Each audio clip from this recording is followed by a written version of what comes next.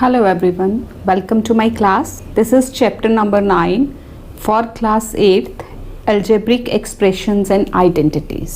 चलिए स्टार्ट करते हैं exercise 9.1 first exercise 9.1 first question is identify the terms there coefficients for each of the following expressions. आपको कुछ algebraic expressions दिए हुए हैं. एल्जेब्रिक एक्सप्रेशंस क्या होते हैं? जिनमें टर्म्स होती हैं. आपने वो टर्म्स बतानी है कि कितनी टर्म्स हैं यहाँ पे, वो टर्म्स लिखनी है और उनके कोफिशिएंट्स लिखने हैं. स्टूडेंट्स, कोफिशिएंट क्या होता है? जैसे ये सपोज मेरे पास है -3zy, तो यहाँ दो पार्ट्स हैं. एक तो नंबर का पोर्शन है न्यूमेरिकल और एक उसके साथ वेरिएबल्स हैं जैसे A B C X Y Z. These are the variables. तो वेरिएबल्स को छोड़ के जो नंबर पार्ट होता है दैट इज द कोफिशिएंट. चलिए first part 5xy(z²) -3zy terms आ गई. देखिए ये एक टर्म और ये दूसरी टर्म. ये चीज़ का भी ध्यान रखना है. कई बार स्टूडेंट्स क्या करते हैं, ये से 5x एक टर्म हो गई, y एक टर्म हो गई. ऐसा नहीं होता.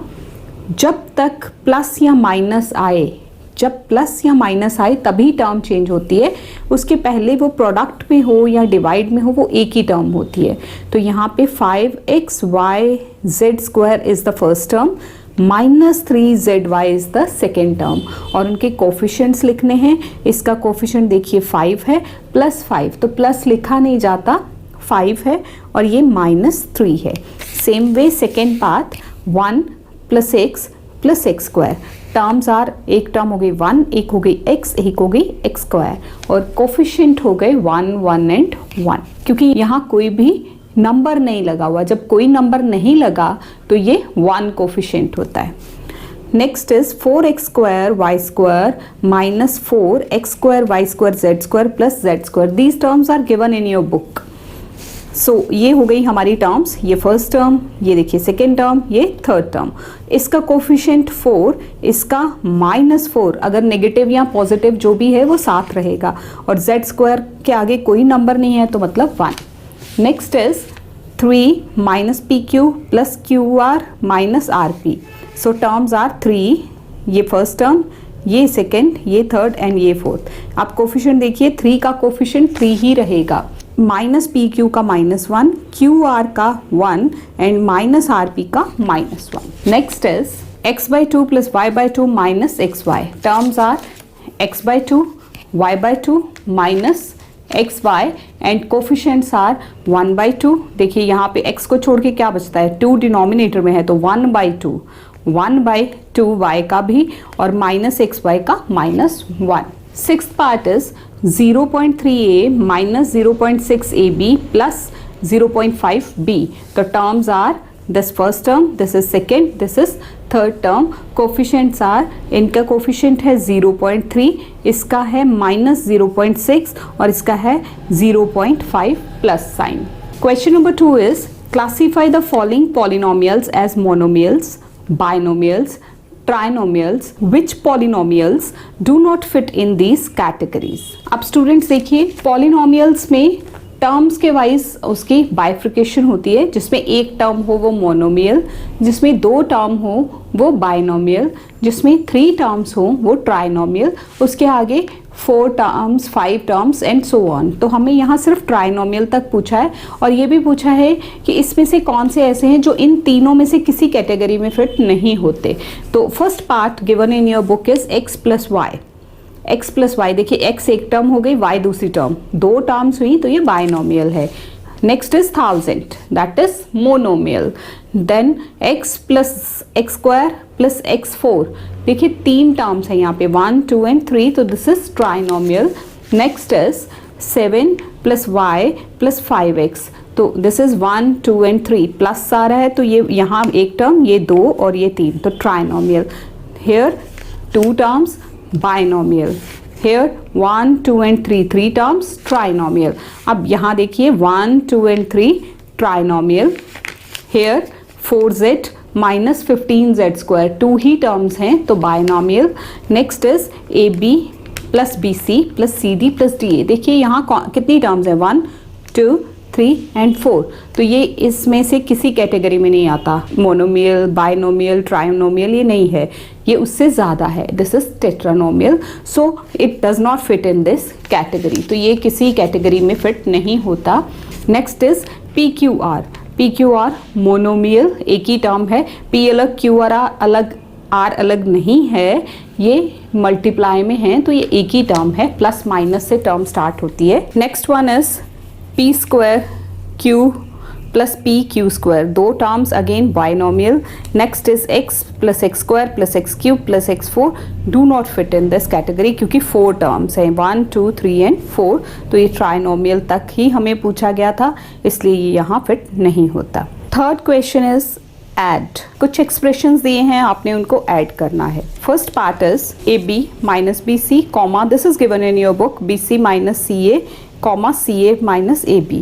फर्स्ट स्टेप क्या होगा, ऐड है तो ये कॉमास को आपने प्लस से रिप्लेस करना है। तो देखिए ऐड था तो कॉमास को हमने प्लस से रिप्लेस कर दिया। देन सेकेंड स्टेप क्या होगा, combining like terms, like terms को कंबाइन करना है। लाइक टर्म्स को कैसे कंबाइन करेंगे, लाइक टर्म्स क्या होती हैं, ये हम पिछली एक्सरसाइजेस में पढ़ चुके हैं। लाइक टर्म्स वो होती हैं जिनके वेरिएबल सेम होते हैं, जैसे x वाली, y वाली, AB XY इस तरह से टर्म्स हों तो they are same like terms. AB और एक ये AB ये प्लस का है, ये माइनस का, वो लिख लिया। देन BC और एक ये BC, minus BC plus BC, then minus CA plus CA, इनको कंबाइन करके इकट्ठा लिख लिया।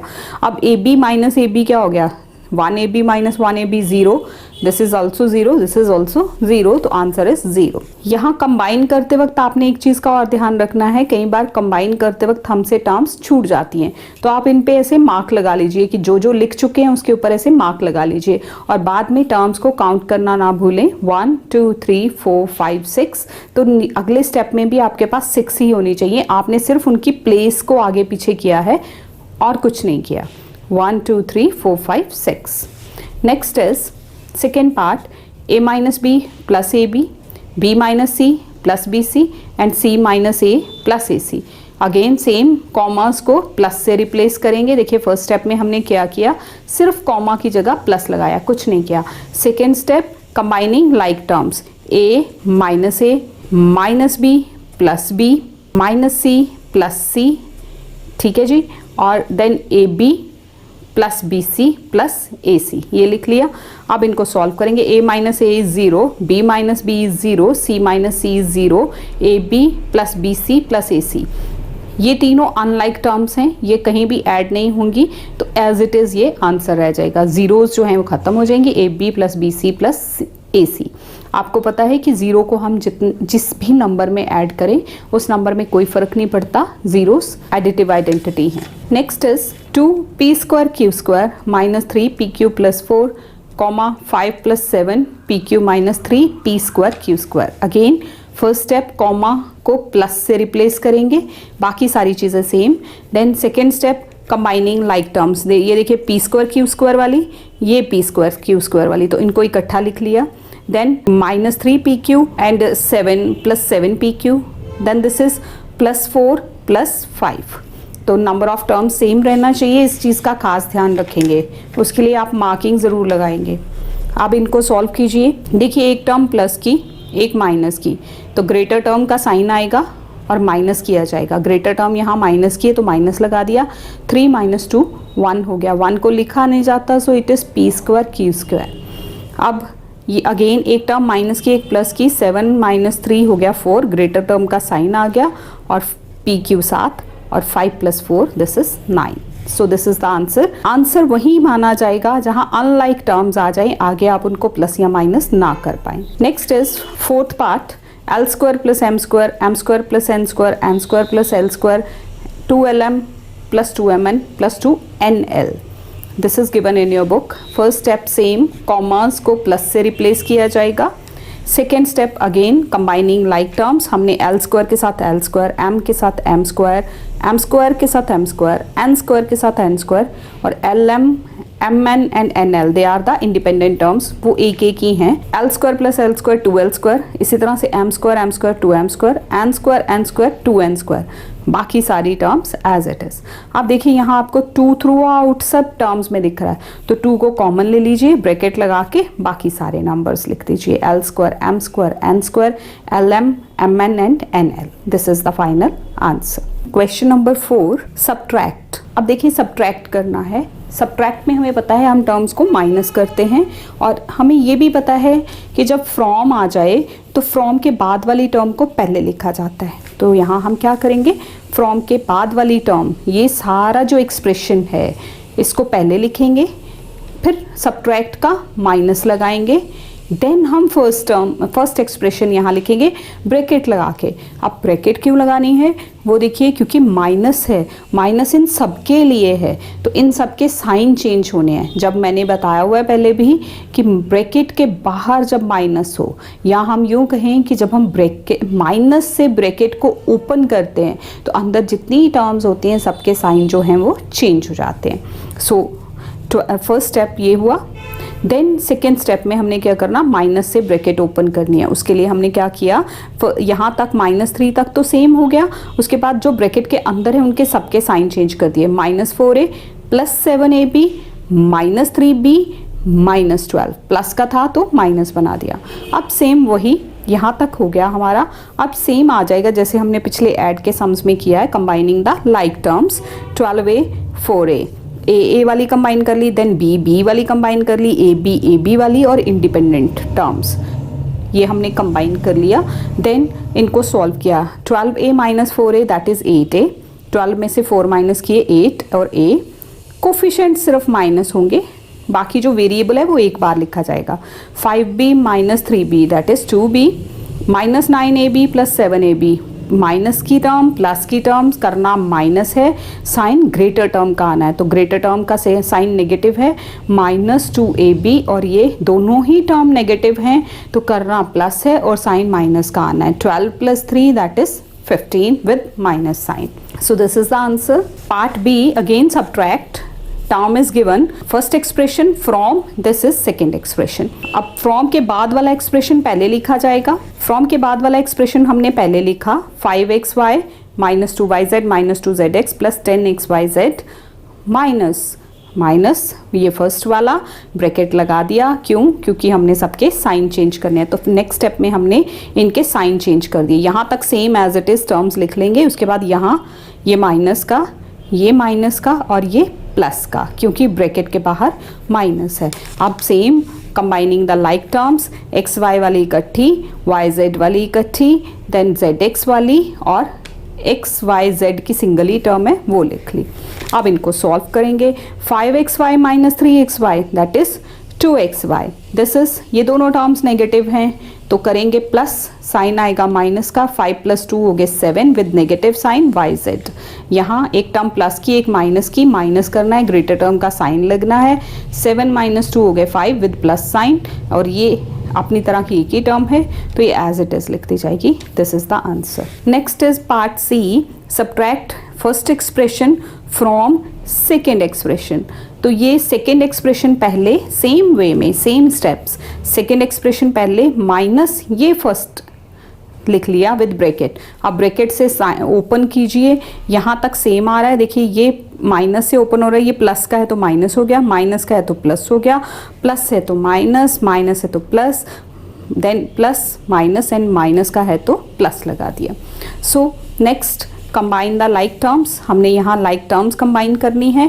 18 कांस्टेंट टर्म है, उसके साथ कांस्टेंट टर्म और कौन सी है, यहाँ देखिए 10 है लास्ट में, 10, 18 + 10 इकट्ठा लिख लिया, देन -3p, p की और टर्म्स जो हैं वो भी कंबाइन कर लीजिए, देखिए 8p ये, देन q वाली, this is q, this is 7 - 7q वो उसके साथ लिख लिया, देन pq +5pq और ये देखिए plus 3pq, then pq square वाली उसके साथ उसके जैसी, इस तरह से हमने सारी लाइक टर्म्स को कंबाइन कर लिया है। और students don't forget to count the terms. देखिए यहाँ कितनी है 1 2 3 4 5 6 7 8 9 10 11 12। तो यहाँ नीचे जब हमने कंबाइन करी हैं तब भी 12 ही होनी चाहिए। 1 2 3 4 5 6 7 8 9 10 11 एंड 12। अब इनको सॉल्व करेंगे। 18 + 10 28, 8p - 3p 5 + 5p, दोनों टर्म्स नेगेटिव, माइनस का साइन, 11 + 7 18q, देन उसके आगे 5pq 3pq प्लस हैं तो 8pq, then -2pq square -5pq square, दोनों term negative with negative sign 7pq square. और ये देखिए यहाँ एक प्लस का एक माइनस का, सिंपली माइनस कर देंगे ग्रेटर टर्म का sign. So this is the final answer. एक इसका ऑल्टरनेट मेथड भी है कि कई बार स्टूडेंट्स इसको फॉलो नहीं कर पाते, तो आपने क्या करना है, उसके लिए मैंने एक ऑल्टरनेट मेथड आपको करके दिखाया। आप चाहें तो ये भी यूज़ कर सकते हैं। देखिए ये हमारा क्वेश्चन है जो आपकी बुक में दिया, यही पार्ट सी। अब क्या करेंगे, फ्रॉम के बाद वाला एक्सप्रेशन ऊपर की लाइन में लिख लेंगे, फ्रॉम के बाद वाला expression but with like terms, उसमें जो सेकेंड स्टेप में या थर्ड स्टेप में किया जाता था कंबाइनिंग द लाइक टर्म्स, तो यहाँ लाइक टर्म मतलब 18 के नीचे 10 ही लिखा जाएगा, p के नीचे p वाली, q के नीचे q वाली, pq के नीचे, इस तरह से हम लाइक टर्म्स का कॉलम बना लेंगे। और जो किसी से मैच नहीं करती, सपोज जैसे पिछले सम में एक टर्म एक्स्ट्रा ही आ गई थी, तो वो अलग से लिखी जाएगी। अब वो जो सेकेंड स्टेप हम साइन चेंज करते थे ना ब्रैकेट के साथ, जो ब्रैकेट के अंदर टर्म्स होती थी उनके साइन बदलते, अब आप यहाँ उनके साइन चेंज करेंगे। ये माइनस का 10 है, ये प्लस का, माइनस प्लस प्लस माइनस, इस तरह से आप इनके साइन चेंज कर लेंगे। अब जब आप इसको सॉल्व करेंगे तो आप इनको चेंज्ड साइंस के साथ लेंगे। पहला साइन नहीं लेना, जो आपने चेंज करके किया वो लेना है। 18 + 10 28 + 8p - 3p + 5p minus minus -18pq, answer same आएगा। This is the difference of method only. तो कई स्टूडेंट्स इसको प्रेफर करते हैं, आप चाहें तो ये भी कर सकते हैं। दिस इज क्वाइट ईजी, उसमें स्टेप्स याद रखने हैं, इसमें भी आपने वही स्टेप्स लेने हैं but with different order. So answer will be same. Thank you students. Thank you so much for watching this video. Thanks a lot.